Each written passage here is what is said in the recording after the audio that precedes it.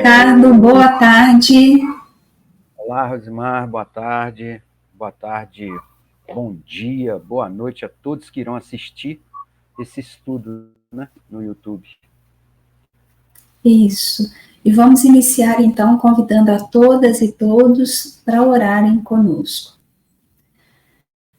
Nós queremos agradecer a Deus por essa oportunidade de estudo, por este campo vibracional que se abre através das redes sociais, através da Casa Espírita Virtual.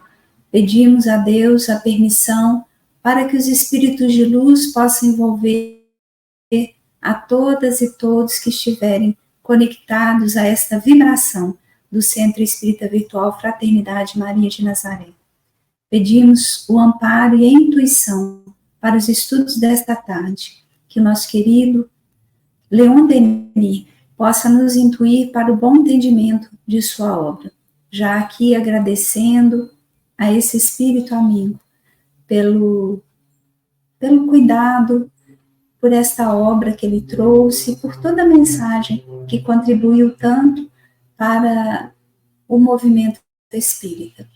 Agradecemos mais uma vez aos espíritos amigos que têm estado conosco durante os estudos, durante os trabalhos, em todos os momentos em que estamos aqui ligados em vibração no Centro Espírita Virtual Fraternidade Maria de Nazaré. Pedimos então permissão ao Pai para iniciarmos os estudos desta tarde, agradecendo por tudo. Que assim seja. Que assim seja. Então, hoje, nós vamos dar continuidade à leitura do livro O Porquê da Vida, e nós estamos no capítulo 8º, e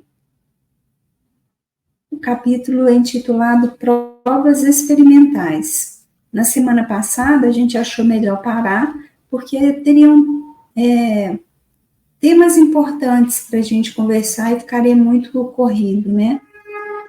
Então, eu vou retomar um pouquinho, voltando só umas frases que a gente já leu na semana passada, mas só para fazer sentido aqui, né? Para a gente dar continuidade. A gente está praticamente no final da leitura do capítulo. No meu livro aqui, a página 39, e aí eu vou ler a partir aqui do início da página 39 da minha edição. Aos que negavam o movimento da Terra, Galileu respondia: e, no entanto, ela se move.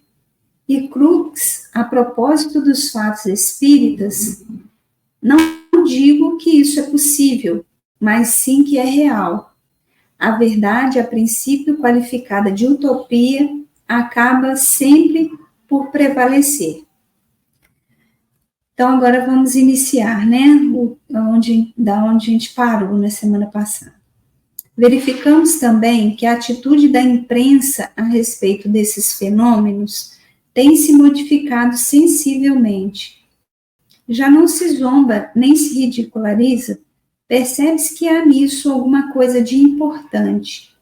Os grandes jornais parisienses, Le Rappel, Le Figaro, Le Gilbias e etc., publicam frequentemente artigos notáveis sobre o assunto. Quero pedir desculpa pelo meu francês, que ele é zero, então eu não consigo falar esses nomes corretamente. A doutrina do espiritualismo experimental se espalha no mundo com uma rapidez prodigiosa. Nos Estados Unidos da América do Norte, seus adeptos se contam por milhares. A Europa Ocidental está nele iniciada. E nos centros mais afastados, na Espanha, na Rússia, fundam-se sociedades de investigações, aparecem numerosas publicações. Acaba de ser fundada em Paris a Sociedade de estudos psíquicos, né? Pelo professor Charles Richer e pelo coronel de Rochas, diretor da Escola Politécnica, a fim de estudar experimentalmente os fatos espíritas. Para a obtenção dos fenômenos psíquicos, é indispensável o concurso de certos indivíduos, particularmente dotados.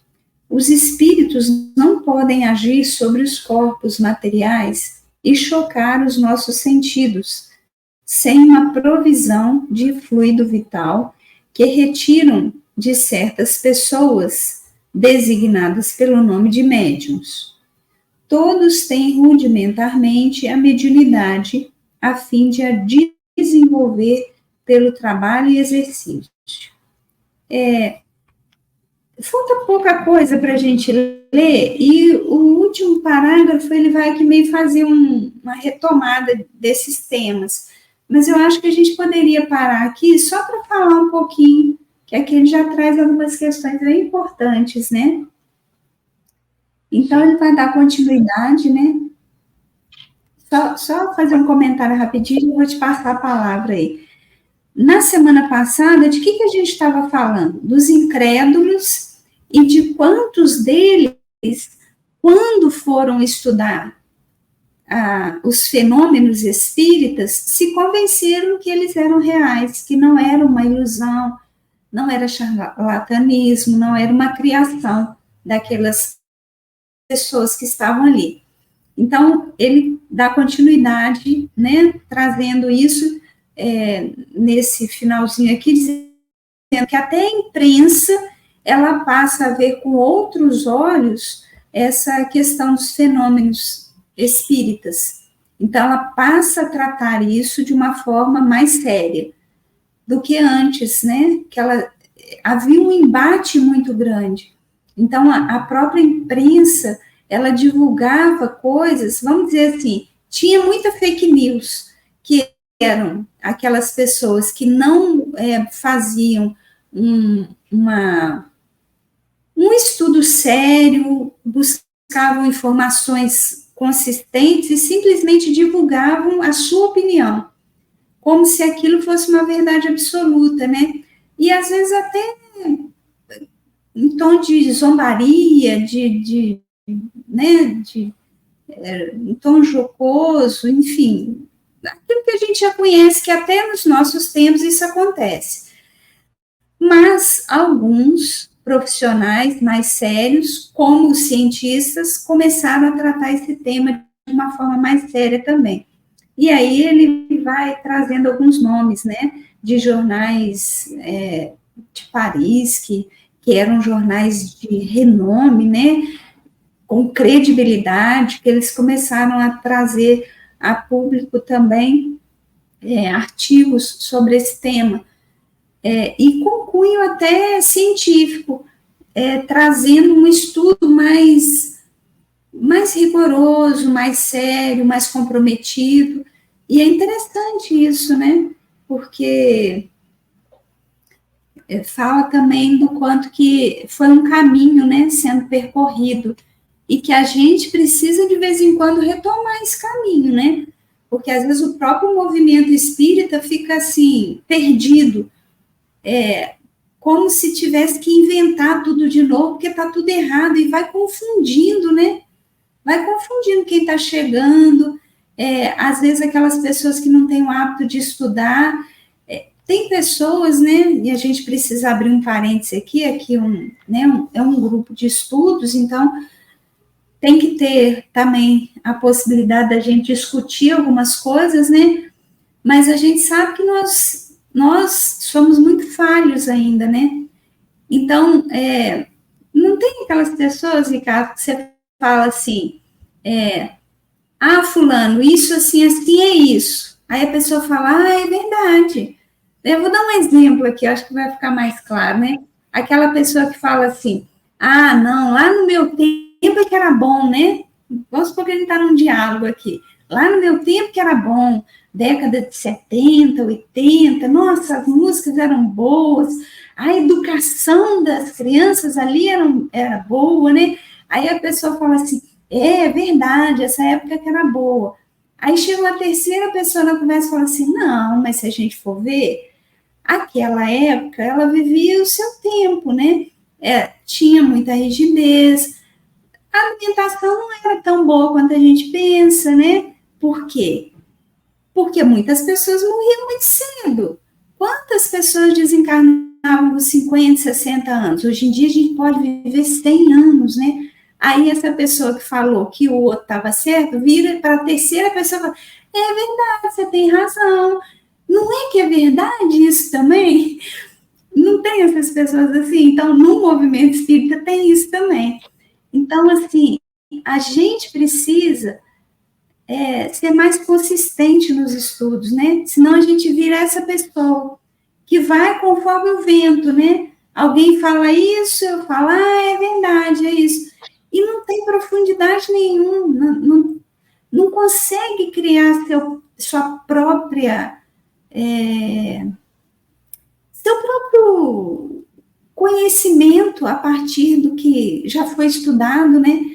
E a gente está vendo aqui, Leon Denis trazendo, nomes importantes de precursores que se debruçaram de forma séria, trazendo um conhecimento para a gente que hoje já está bem consolidado. A gente não precisa, né, inventar a roda de novo para isso. Eu tenho uma opinião minha, que eu sei que você não é muito adepto a essa minha opinião, mas eu vou colocar ela aqui até para o pessoal, né, analisar, quem sabe.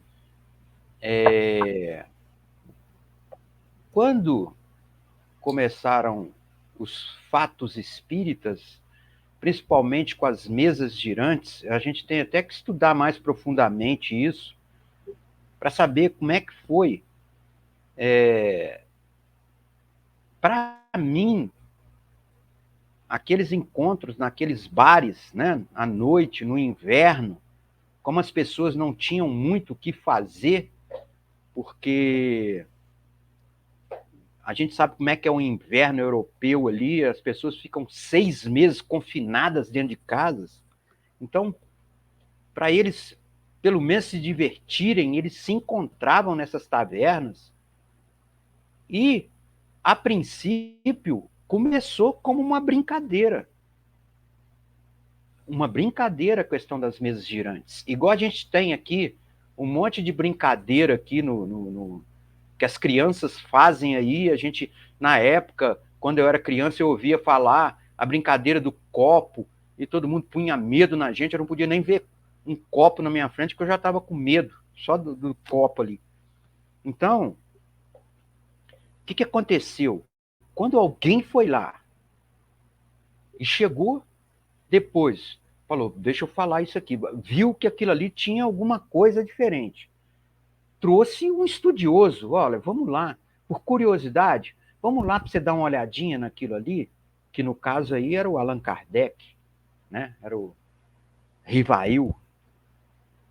Quando o Kardec foi lá, que ele viu aquilo ali, ele como o espírito cientista dele, ele falou, não, tem alguma coisa estranha. Então, a partir desse momento, do estudo do Kardec, dele começar a procurar, já deu mais respeito àquilo que, para mim, no início, era uma diversão. Não vou dizer uma brincadeira, tá? Porque eles, pode ser que eles não brincavam, mas eles já faziam coisas de interesse pessoal, as perguntas, né? Às vezes até sem noção da responsabilidade daquilo tudo ali. Tanto responsabilidade do lado de cá como do lado de lá. Né? Os espíritos também se dando para responder certas perguntas daquelas pessoas. Então, a partir desse momento, quando o Kardec veio, a coisa ficou mais séria. Porque aí a gente vê os jornais, espera aí, está havendo uma coisa diferente. Aí começou o estudo em outros países, começaram a estudar os fatos espíritas. Né? Então, isso é uma coisa... interessante demais que o Leon Denis traz para a gente aqui. né? Porque começaram estudos que eu acho que até ajudaram o Kardec no movimento dele, né, para codificação espírita. Aí no final dessa sua leitura aqui, né, ele já vem falar sobre os fenômenos psíquicos, né, que é indispensável o concurso de certos indivíduos com certas particularidades no organismo, que é o médium, né? E depois ele fala que todo mundo tem mediunidade, né? Mesmo que uma mediunidade rudimentar, que todos nós temos. Então, não sei o que você pensa disso que eu falei.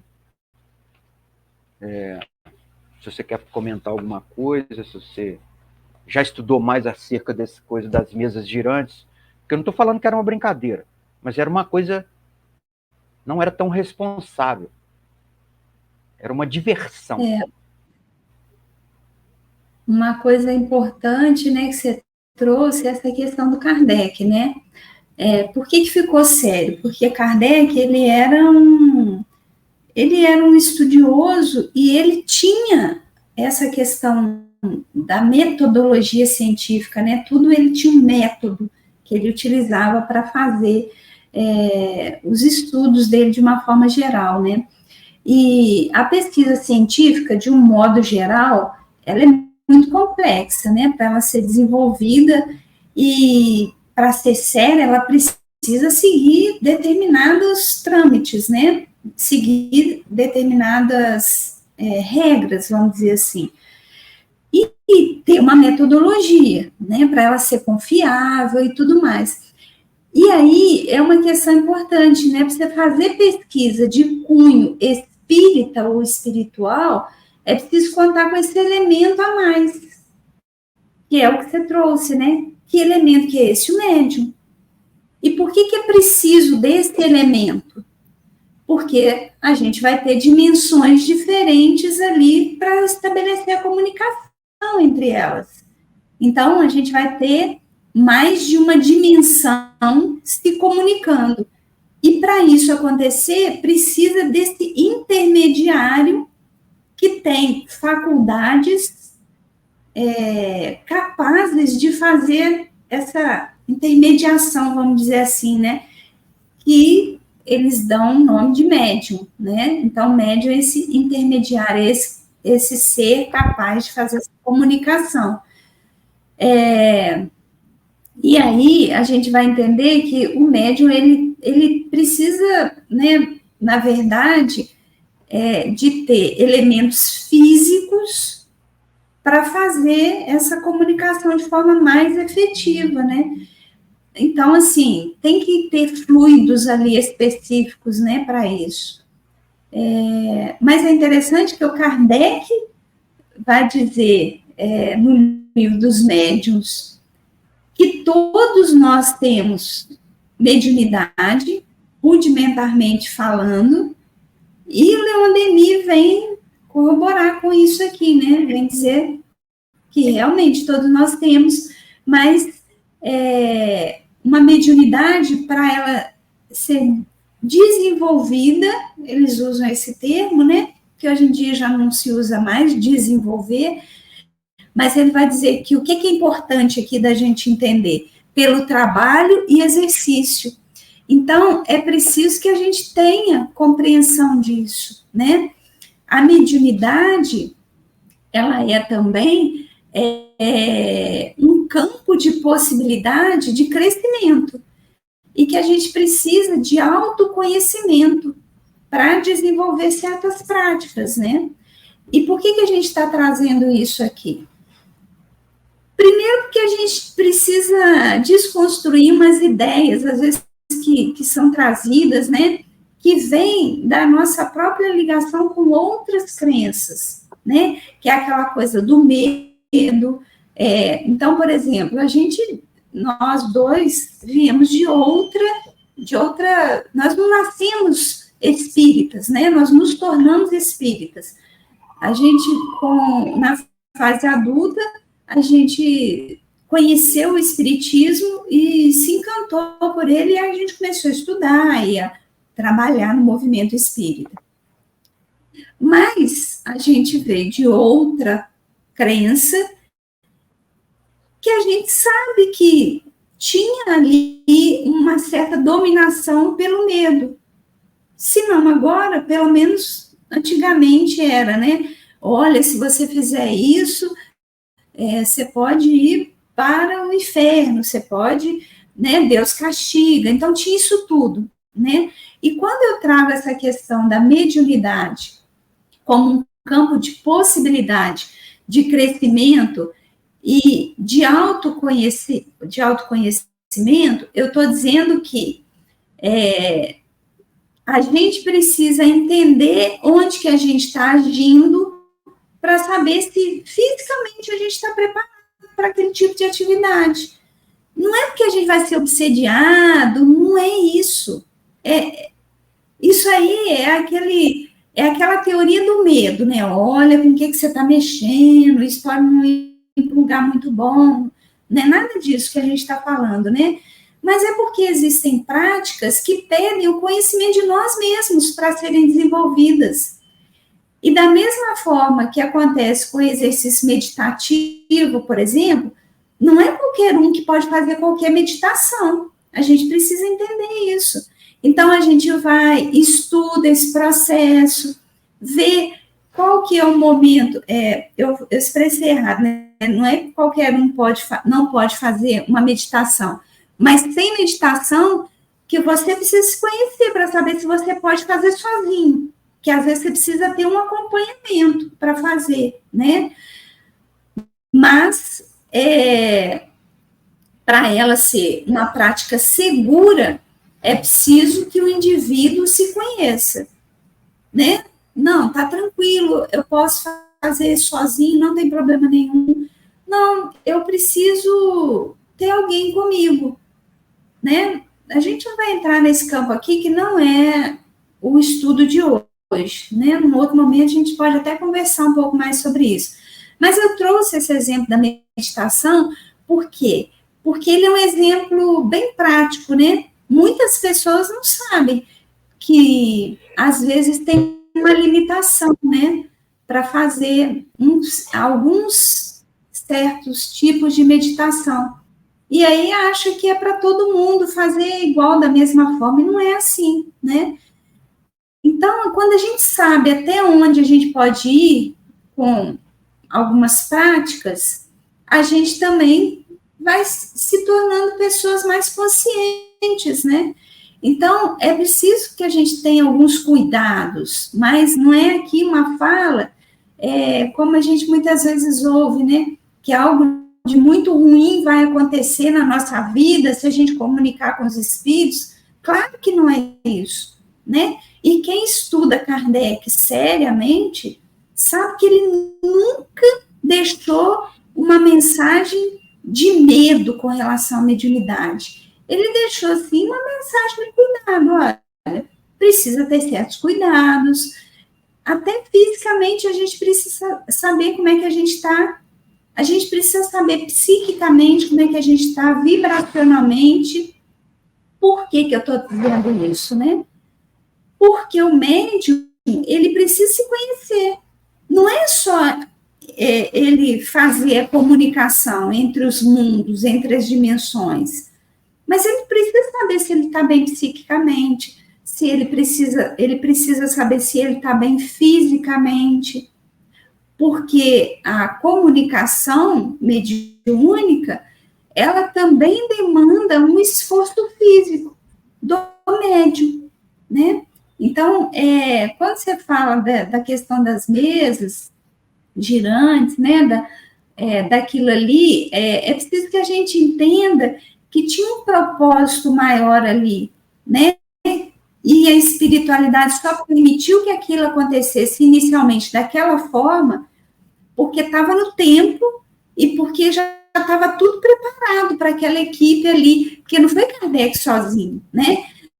É uma equipe, é uma pleiade de espíritos que reencarnam na mesma época, para que o propósito de Deus se cumpra, né? Então, como que aquilo ali se dava? Ah, Rosmar, então você está falando que tem que ter médium, né? Leon Denis está trazendo isso aqui no texto.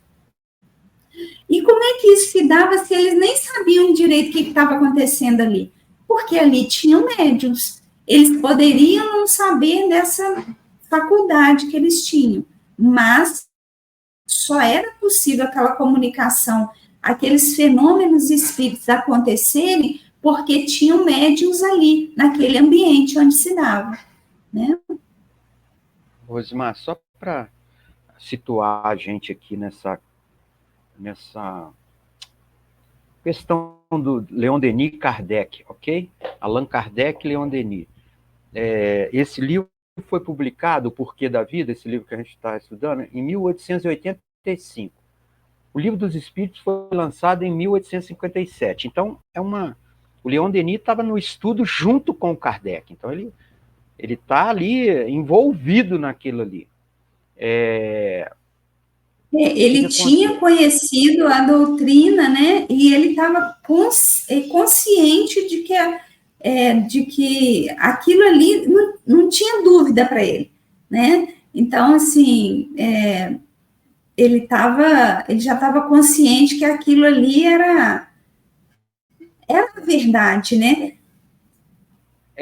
Assim, tipo o exemplo do Dr. Bezerra de Menezes, quando ele ganha um livro dos Espíritos, que ele lê aquele livro com muita afoito, aquela coisa, ele não parou, ele leu ele numa noite, que ele viu que era tudo que estava, ele já sabia aquilo tudo. A mesma coisa é o Leon Denis com referência à codificação espírita. Aquilo já estava dentro dele. Então, ele desenvolveu isso assim com tranquilidade através das obras que ele deixou para a gente.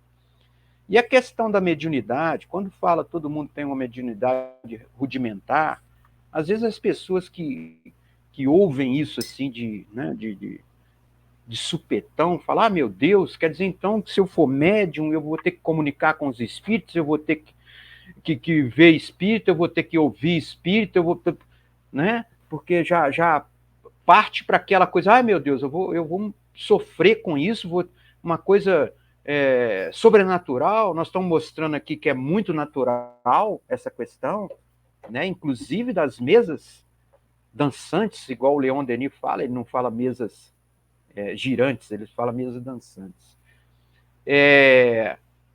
O Kardec traz esse estudo no Livro dos Espíritos, uma relação acerca das mediunidades, porque são várias mediunidades. Tem mediunidade que é sutil, que você vai ter uma intuição, que você vai ter uma inspiração. Não é o espírito falando na sua cabeça, ou então você vê espírito, não é assim. Às vezes a pessoa tem medo dessa questão da mediunidade, às vezes afasta isso da vida dela por causa desse medo, dessa incompreensão. Não é bem desse jeito, né? Não é bem desse jeito. Então, é bom falar isso, e a pessoa, se quiser estudar mais, é só ir no Livro dos Espíritos, que tem lá a respeito das mediunidades, os tipos de mediunidade, né? São vários tipos, vários. Oi, Ricardo. Oi. E é interessante você trazer isso, né? Porque quando a gente vai falar, desculpa, né? Eu acho que eu te interrompi no meio do caminho, que está dando uma falhazinha aqui, aí às vezes dá uma parada na fala, eu acho que você terminou, desculpa. Não, tá tranquilo, eu terminei. Então, assim, é interessante você trazer isso, né? Primeiro, para a gente desconstruir essa ideia mesmo, né? De, você vai mexer com essas coisas, né? Olha lá, tem muita essa fala ainda, né? Então, não tem nada disso. O que os espíritos trazem para nós? E Kardec traz isso de uma forma muito tranquila no Livro dos Médiuns. Às vezes, a gente costuma dizer assim, que nós espíritas precisamos ampliar a nossa gama de conhecimento, saindo, olha só, não estou dizendo aqui para a gente não estudar o livro dos Espíritos, não, ele é importantíssimo, mas a gente precisa ampliar mais. O livro dos Espíritos é a porta de entrada, a gente tem que estudar, ali está a resposta para tudo que a gente precisa saber, mas é preciso que a gente estude as outras obras da codificação.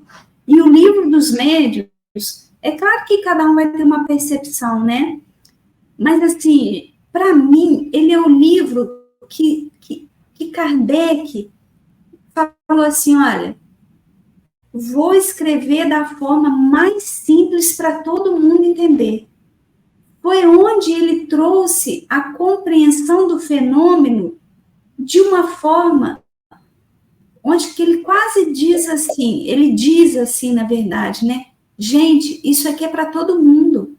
Não é para eleitos nem para escolhidos. A mediunidade é para todos nós vivenciarmos.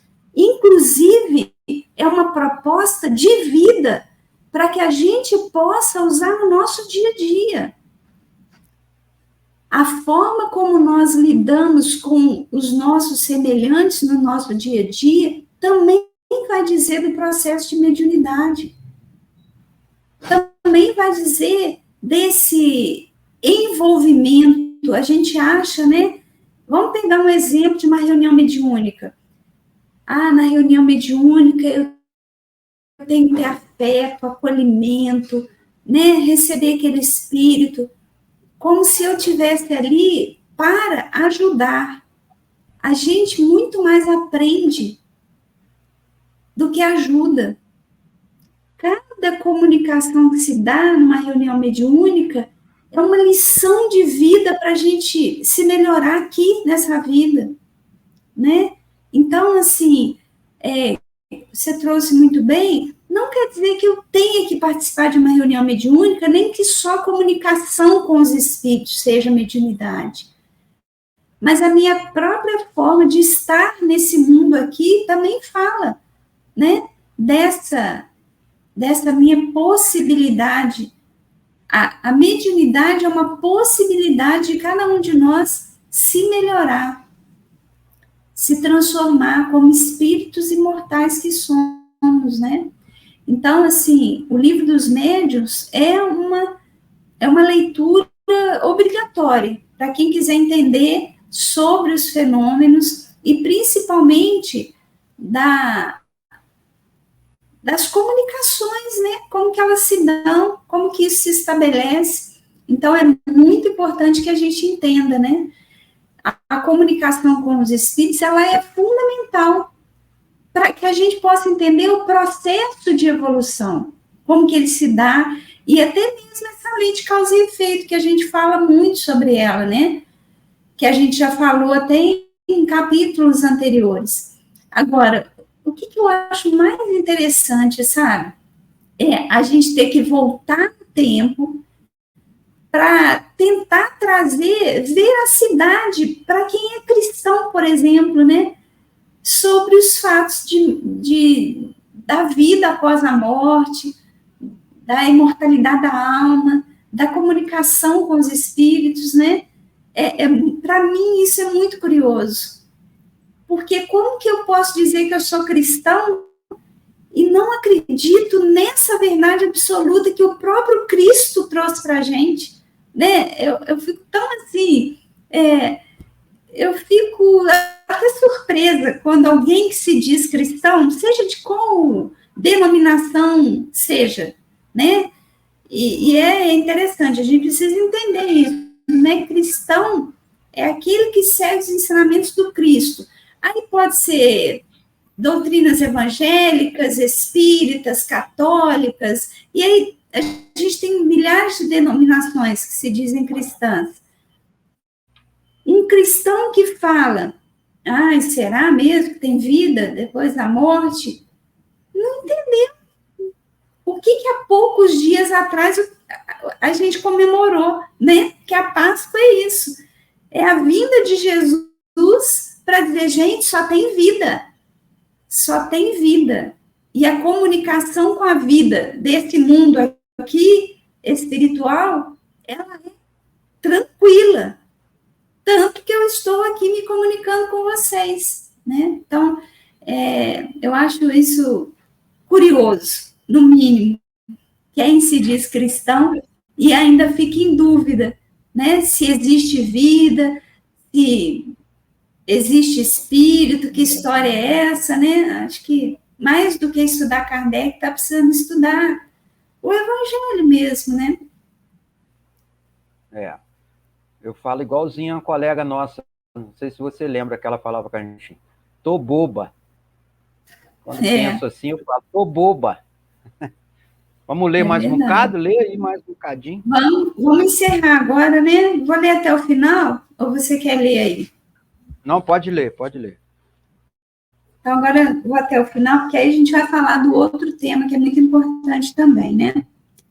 A alma, na sua existência ultraterrestre, não está desprovida de forma. Tem um corpo fluídico de matéria vaporosa, quintessenciada, que reveste todas as aparências do corpo humano e que se denomina perispírito. O perispírito é pré-existente e sobrevive ao corpo material. É nele que se registram e se acumulam todas as suas aquisições intelectuais e lembranças. Constitui um organismo sutil e é por sua ação sobre o fluido vital dos médiuns que o espírito se manifesta aos entes humanos, faz ouvir pancadas, desloca objetos, corresponde-se conosco por sinais convencionais. Em certos casos, pode também tornar-se visível, tangível, produzir a escrita direta, etc. Todos esses fatos foram observados milhares de vezes pelos sábios acima citados e por pessoas de todas as classes, de todas as idades e de todos os países.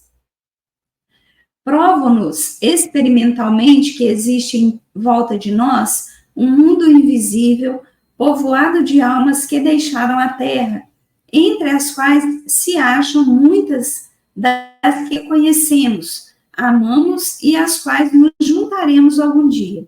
São elas que nos ensinam a filosofia consoladora e grandiosa de que esboçamos acima os traços principais. E note-se bem que essas manifestações, consideradas por tantos homens sob o império de preconceitos acanhados, como estranhas, anormais, impossíveis, essas manifestações existiram sempre. Relações contínuas têm unido o mundo dos espíritos ao mundo dos encarnados. A história vem em nosso apoio. A aparição de Samuel a Saul, o gênio familiar de Sócrates, os de Tasso e de Jerônimo Cardan, as vozes de Joana d'Arc e muitos outros fatos análogos procedem das mesmas causas.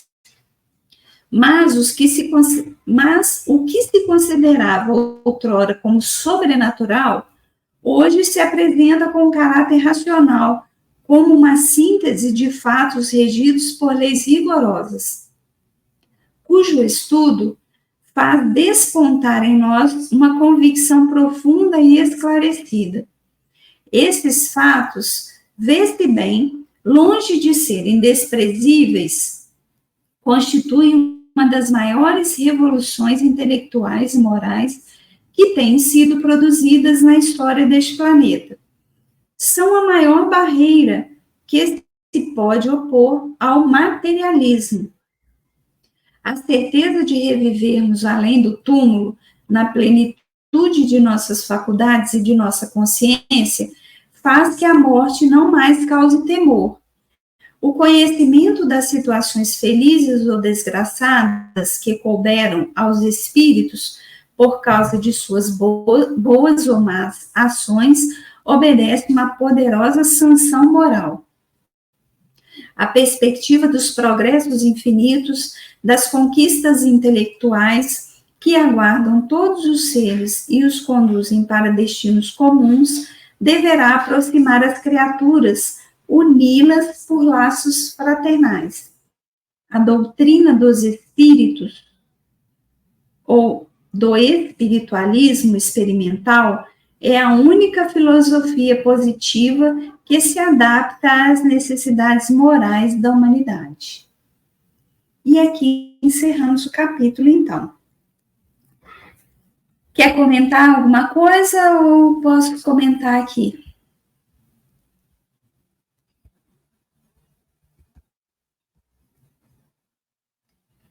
O Ricardo, está desligado o seu áudio. Desculpa, porque eu tô com uma alergia, então eu fico sugando aqui, aí faz muito barulho, aí eu tenho que desligar, depois eu esqueço. Só colocar esse final aqui, assim, rapidinho, que é tanta coisa que a doutrina espírita veio esclarecer para a gente, né? Como que a gente tem tanta intuição de fazer ou não fazer certas coisas, e isso, antigamente, a pessoa não notava, né? Mas aí está falando vários nomes aqui que tinha, ele colocava nome no anjo da guarda dele, né? As vozes de Joana d'Arc, coisa e tal. Então é interessante, e ele finaliza aqui mostrando que isso tudo aqui vai levar a gente à harmonia do universo, né? Porque tudo é em prol da humanidade, é em prol de todos nós. Mas a gente vai comentar mais, você vai falar agora aí? Pode falar.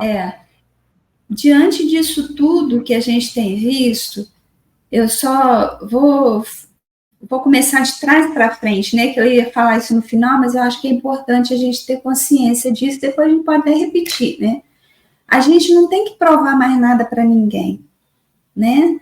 A gente precisa acreditar naquilo que é a nossa convicção. Então, cada um de nós, eu, você, quem está assistindo a gente nesse momento, né? Nós não estamos aqui mais para provar nada para ninguém.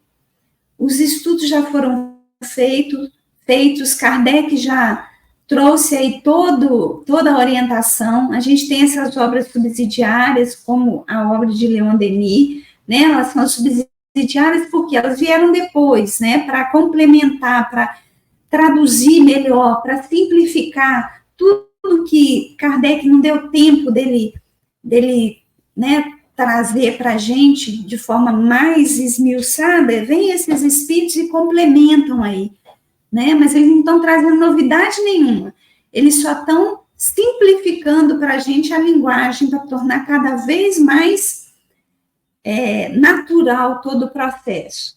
Então, a gente não está aqui para provar nada para ninguém mais. Quem quiser que busque seu próprio conhecimento, né? Então, acho que é isso que é importante a gente entender.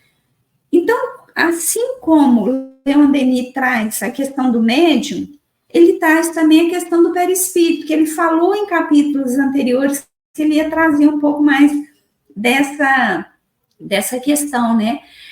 E a gente talvez ainda não consiga compreender a verdade total da importância do perispírito para muitas questões e principalmente para a nossa questão espiritual.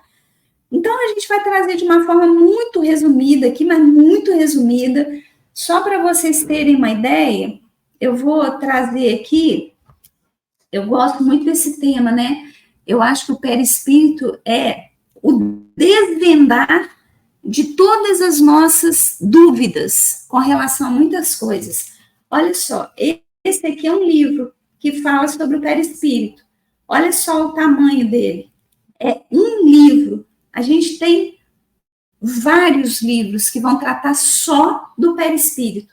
Esse livro só trata do perispírito. Então, para a gente ter uma ideia do quanto que é importante esse tema, né? Então, é claro que aqui nós vamos dar uma pincelada, mas uma pincelada muito rápida, né? Então, o que é o perispírito? Essa palavra, ela foi empregada pela primeira vez por Kardec no Livro dos Espíritos. Mas o conceito de perispírito, ele é muito antigo, né? Desse corpo fluídico. Ele já era conhecido pelos povos da antiguidade. Então, ele era conhecido pelos egípcios, pelos gregos, pelos judeus, pelos budistas, pelos chineses, pelos hindus. Todos eles já tinham conhecimento desse corpo fluídico, que medeia ou seja, que faz o intercâmbio entre o corpo físico e o espírito propriamente dito, né? Então, e cada um desses povos, cada um desses povos mesmo da antiguidade, né? Eles tinham, eles conceituavam de uma forma diferente, né? Mas eles davam um nome diferente. Mas eles estavam falando da mesma coisa. Eles estavam falando do perispírito. Então, assim, o conceito mais atual que a gente tem é do Hernani Guimarães de Andrade, que é o conceito de MOB. O que é MOB? Modelo Organizador Biológico.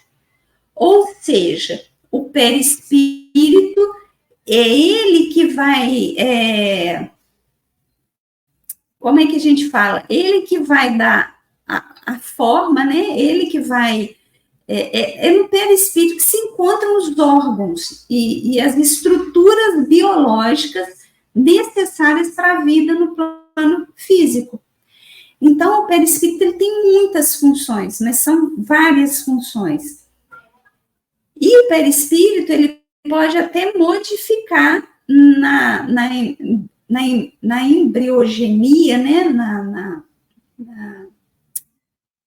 no modelo organizacional, até um planejamento reencarnatório, de tão complexo que é, né? Então, assim, ele é formado pelo fluido cósmico universal, ou seja, por aquele elemento primordial, né, primário, que constitui tudo. A gente já não viu a pergunta número 1 do Livro dos Espíritos, o que é Deus?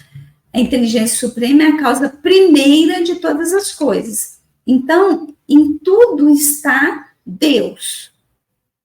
Esse fluido cósmico universal, ele tem essa memória divina, então é como se fosse um elemento primitivo. E o perispírito, ele é esse fluido cósmico universal adaptado ou modificado para esse ambiente que a gente reencarna.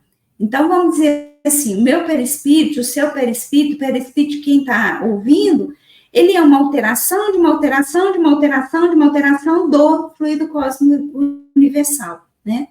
Então, estou falando aqui de uma forma bem jocosa e né, bem rasteira mesmo, só para a gente entender, né, o que é esse elemento importantíssimo que é um corpo fluídico. Então, vamos imaginar que a gente tem aqui, vou pegar, quem me conhece sabe que eu gosto das canetinhas, né? Então, não é só isso não, tá, gente? Tem muita coisa aí junto com isso. Mas vamos pensar que a gente está aqui, né, ó. Então, a gente tem o corpo físico, o perispírito e o espírito, né? Então, o corpo físico é esse denso, que é isso que a gente consegue ver, apalpar, sentir, e aí não dava liga, né? Corpo físico com espírito, que é um corpo muito fluídico.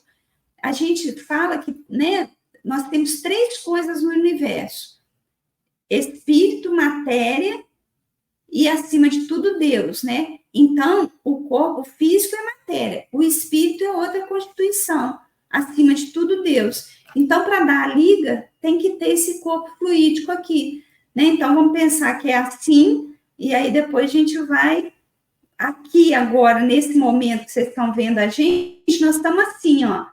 Vou ver se eu consigo fazer. A gente só está vendo aqui, tá vendo?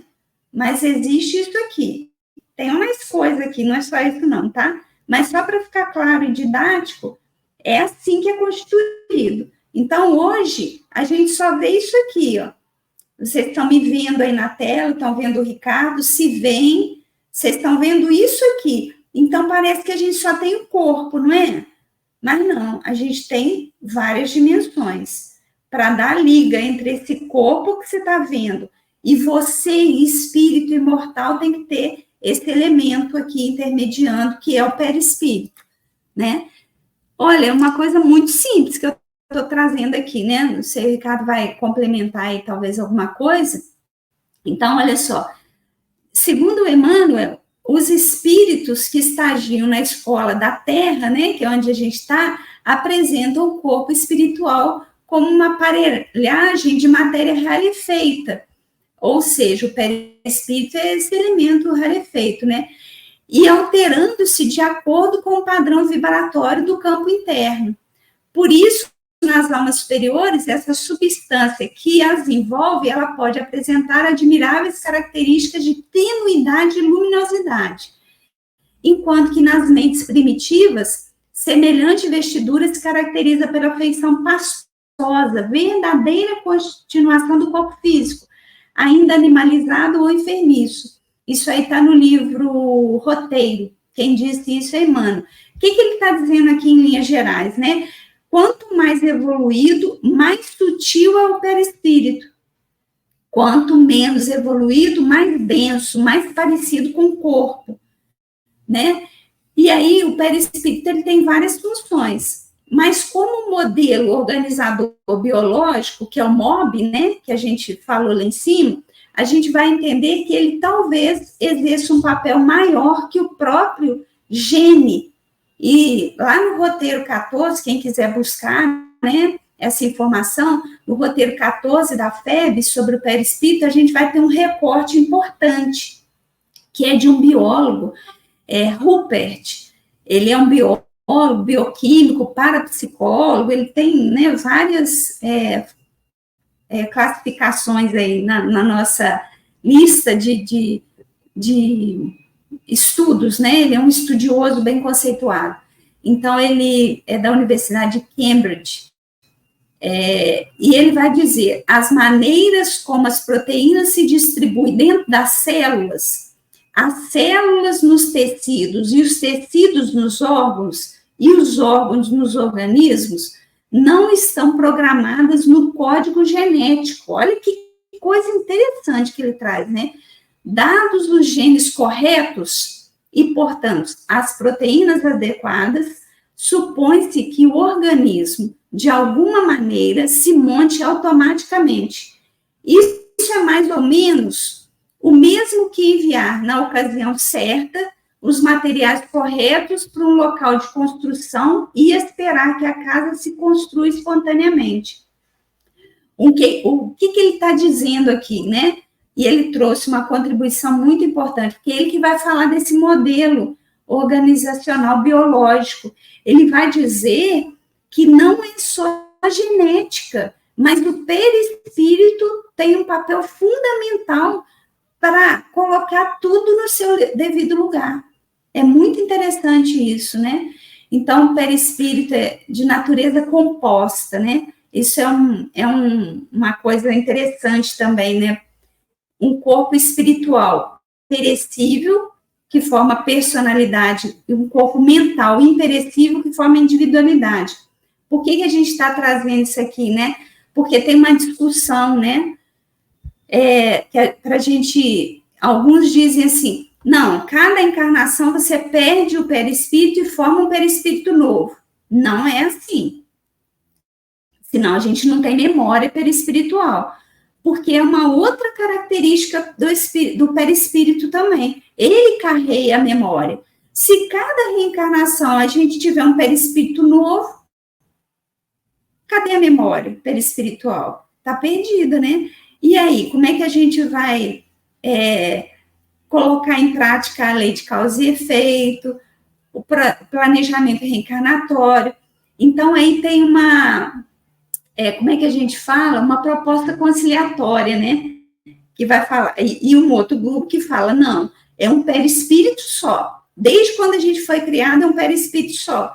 Então, tem uma proposta conciliatória entre essas duas vertentes, né? Que é o envoltório fluídico da alma, e Kardec chamou de perispírito. É uma estrutura complexa, aí vem essa proposta conciliatória, né? Complexa e composta, tendo uma parte destrutível e uma indestrutível, que a gente vai falar de o que é destrutível, né? Talvez o corpo mental ali, né? Mas esse corpo fluídico, ele permanece. Então, quando a gente se depara com as informações que, diante de certas circunstâncias, o espírito pode vir trocar seu envoltório perispiritual, a gente deve entender que ele apenas substitui a matéria aglutinada pelo seu padrão magnético característico, mas nunca o próprio padrão magnético, né? Isso está no livro O Passe, o Passe Espírita. Então, olha, o que eu disse, né? É uma pincelada muito por cima mesmo para falar dessa questão de perispírito. O que tem que ficar aqui entendido? O perispírito é um corpo sutil que vai fazer a liga entre o eu espiritual e esse corpo que eu estou recebendo para viver uma encarnação. É o perispírito que traz a minha memória perispiritual, minha memória de todo o meu processo evolutivo, mas não quer dizer que eu vou lembrar de tudo numa encarnação, não, tá? Só tá aqui aquela memória, né? À medida que precisa, ela vai sendo trazida, né, para o meu eu verdadeiro. E também ele é constitutivo dos órgãos do corpo físico. Então, ele que vai moldar esses órgãos, né? Não sei se eu vou deixar você falar, cara, tá desligado, tá? Se você for falar alguma coisa. Se você quiser continuar, eu só estou fazendo uma pesquisinha rápida aqui. Eu quero falar alguma coisa. Então, tá. Pode falar. Mas eu acho que é isso, né? É a gente entender que tudo está na programação divina, mas que a gente tem que estudar algumas coisas para a gente conhecer a gente mesmo, né? Se a gente se conhece, se a gente entende determinadas constituições, a gente vai entendendo também que a gente consegue mudar muita coisa. E aí, quando a gente traz essa questão do perispírito, eu vou lá na fala de Jesus, quando ele disse assim: podeis fazer o que eu faço e muito mais. Aí a gente vai entender a manipulação dos fluidos. Jesus alterava o perispírito. E ele fala que a gente pode conseguir fazer isso e muito mais. Ou seja, a gente pode alterar muita coisa, né? Desde que a gente tenha conhecimento. E, acima de tudo, que a gente se permita fazer essa transformação também, moral, né? Não é simplesmente a gente saber manipular os fluidos e tá tudo resolvido. Moralmente, a gente tem que saber também onde que a gente está aí nessa história, né? E começar essa mudança, essa alteração moral. Ô, Rosimar, tá me ouvindo direitinho? Sim.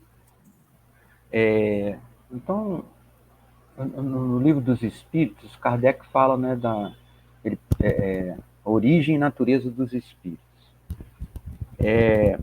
Os espíritos respondem, né, que é uma centelha, o espírito é uma claridade, é uma centelha, vamos dizer, centelha divina. Aí tem espírito, igual você falou, você pode me ajudar no meu raciocínio. Espírito, perispírito e corpo. Qual que é o objetivo do perispírito? O objetivo do perispírito, igual você bem falou, é as memórias. Tem que ficar guardado em algum lugar. O corpo perece. Vamos fazer uma comparação com o nosso cérebro. Se a gente tem uma parte do cérebro que corta lá a área que faz a gente isso, a memória, dor, né? Alguma área do cérebro que você está dizendo, né? Dor. Isso, sentir dor. Então a gente tem o cérebro. Outro dia mesmo nós assistimos um estudo que era a indagação se o perispírito tem órgãos, né? Tem coração, tem tudo. Então, por que a questão do perispírito ela é complexa? Ela é complexa. Então, o que eu queria entender? Se você puder me ajudar aí também, não haveria condições, como o espírito é uma centelha. Deixa eu só colocar aqui para ver o que está falando. Como podemos definir os espíritos? O Kardec pergunta, né? Aos Qual que espíritos é a no livro dos questão, espíritos. Ricardo? Só para todo mundo estar acompanhando. 76, tá? Uhum. Podemos dizer que os espíritos são os seres inteligentes da criação. Eles povoam o universo além do mundo material. Comentário de Kardec. A palavra espírito é aqui empregada para designar seres extracorpóreos e não mais o elemento inteligente universal. Aí a questão 77.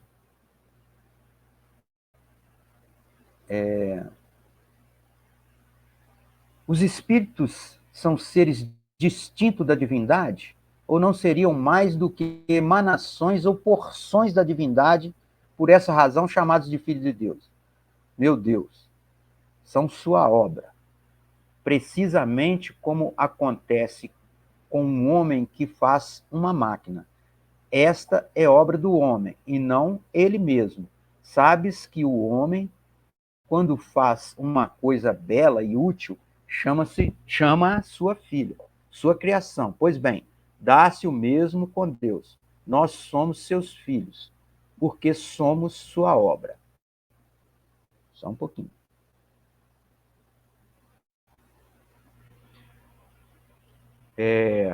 O que eu quero chegar? É que o espírito simplesmente ele não poderia ter essa memória. Então aí o perispírito, para ele dar forma ao corpo que o espírito está usando naquela encarnação, para ele guardar tudo que ele aprende,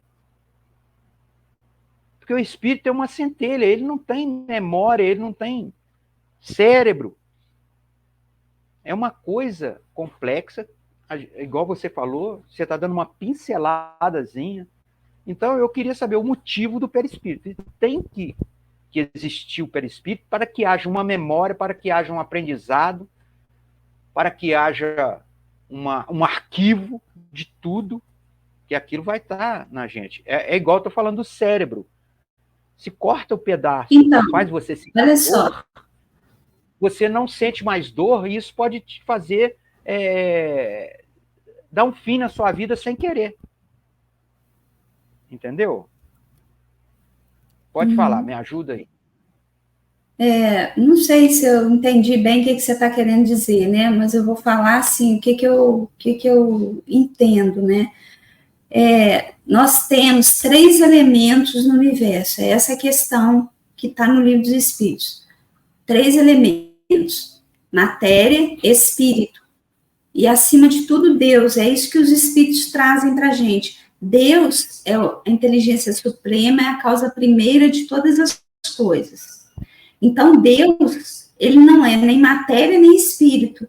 Ele é algo diferente que a gente não consegue nem determinar, nem entender, porque falta nos sentidos.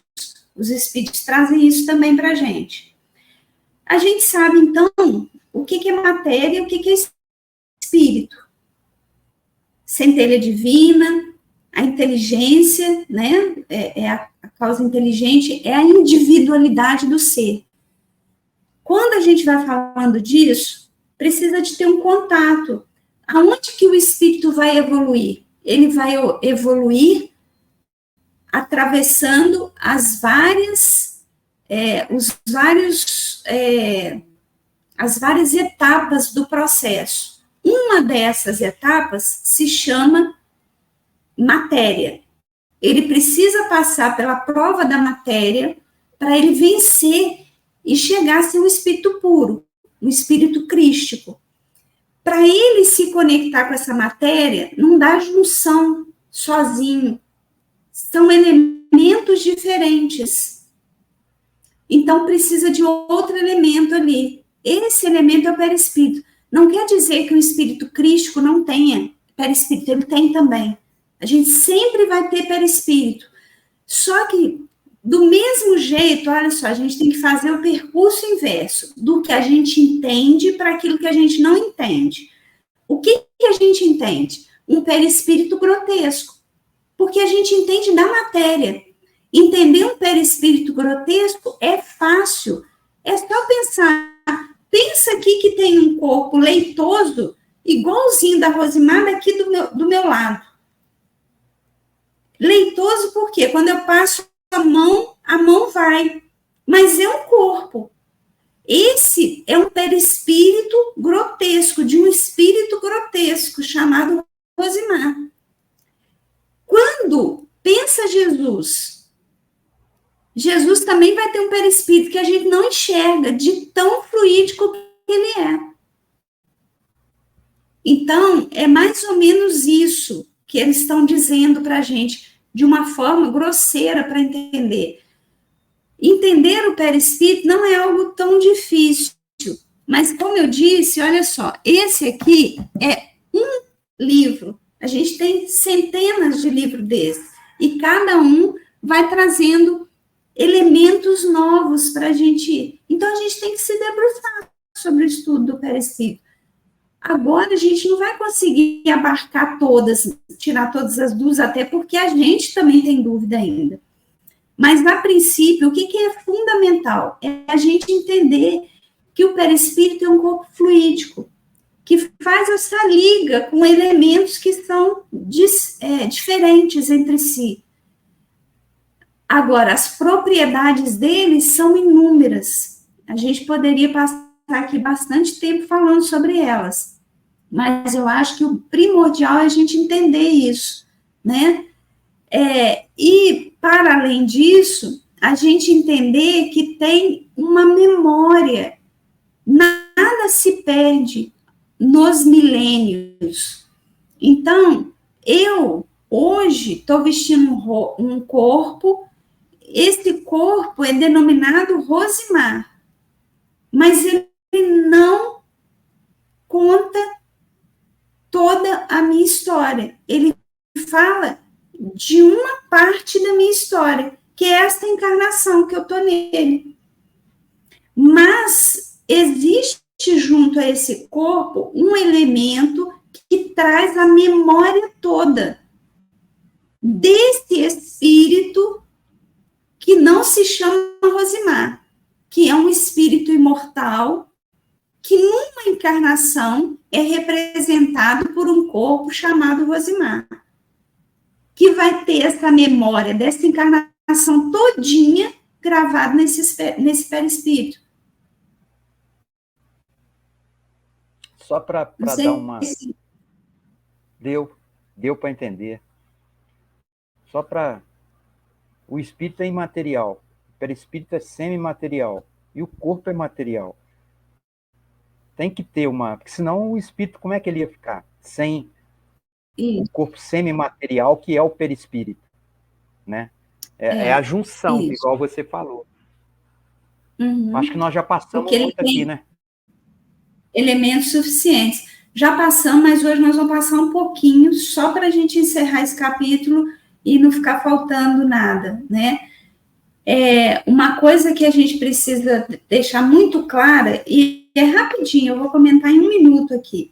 Essa questão que o Leon Denis traz sobre o fenômeno espírita, a comunicação com o mundo espiritual ser natural.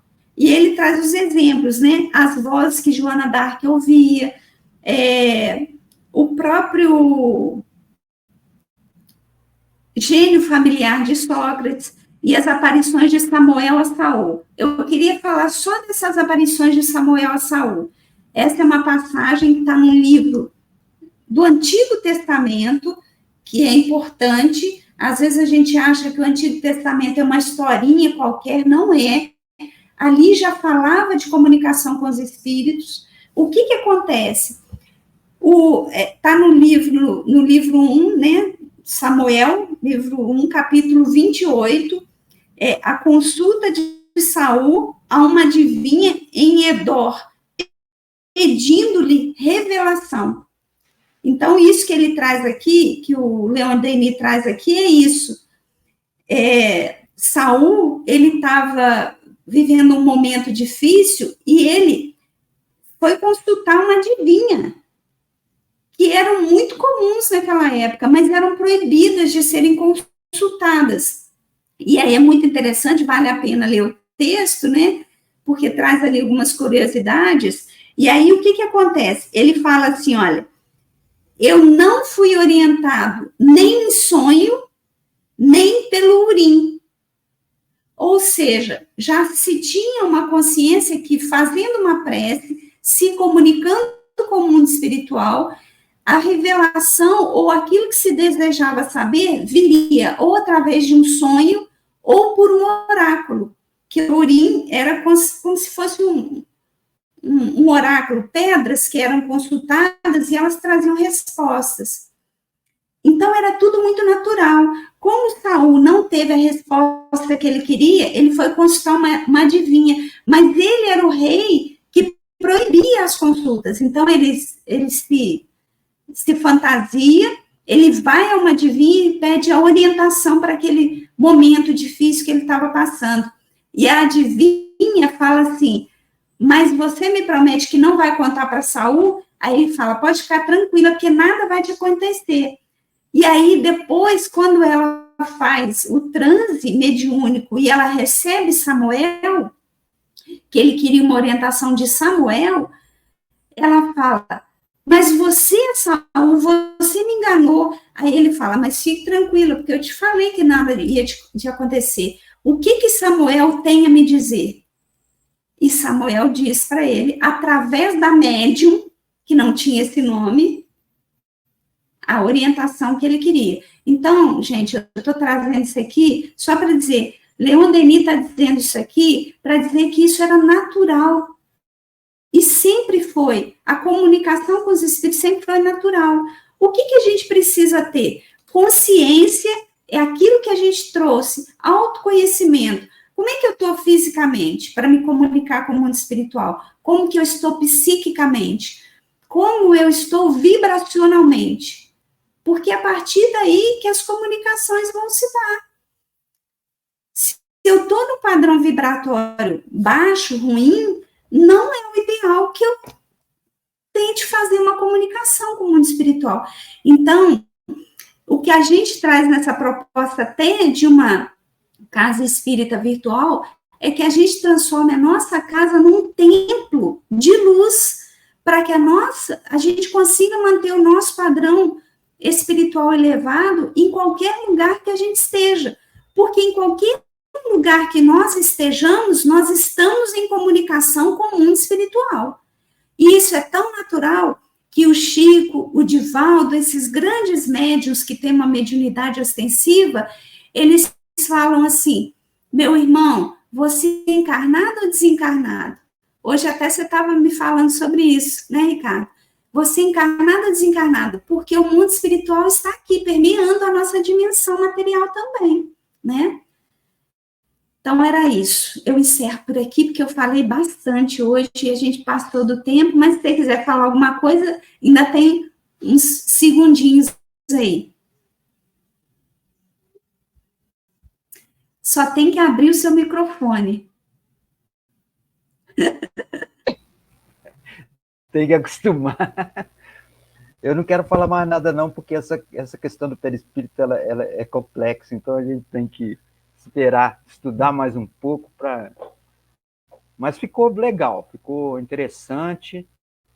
Essa pincelada que você deu, para mim, ficou bem, né, esclarecido a noção do perispírito. Então, vamos, quem sabe... mas se você quiser, semana que vem a gente pode voltar nesse tema, né? Ou se alguém que estiver ouvindo também quiser, deixa aí nos comentários do YouTube, né? Quero continuar falando sobre o perispírito. E o que quer saber, né? O que ainda tem dúvida, porque fica muito no ar a gente falar assim, eu quero entender sobre o perispírito. Mas o que você quer entender sobre o perispírito, né? O que ainda está gerando dúvida? porque aí a gente pode focar mais nessa parte também, né? Tá certo. Pode encerrar? Sim. Então tá. Então vamos orar. Nós agradecemos, Pai misericordioso, pela vida, pelo dia de hoje. Agradecemos aos espíritos mentores do Centro Espírita Virtual Fraternidade Maria de Nazaré, pelo estudo da noite, ou melhor, pelo estudo dessas obras de Leon Denis, a quem também agradecemos por tudo que ele deixou para a gente, né, para que esses estudos pudessem ser feitos, né, igual nós estamos fazendo agora, em grupos de estudos nos centros espíritas, no movimento espírita. Nós pedimos à Mãe Santíssima que abençoe todos os lares representados neste encontro e que nós possamos estar novamente aqui na próxima quinta-feira para mais um estudo dessas obras. E sempre agradecemos por tudo. Que assim seja.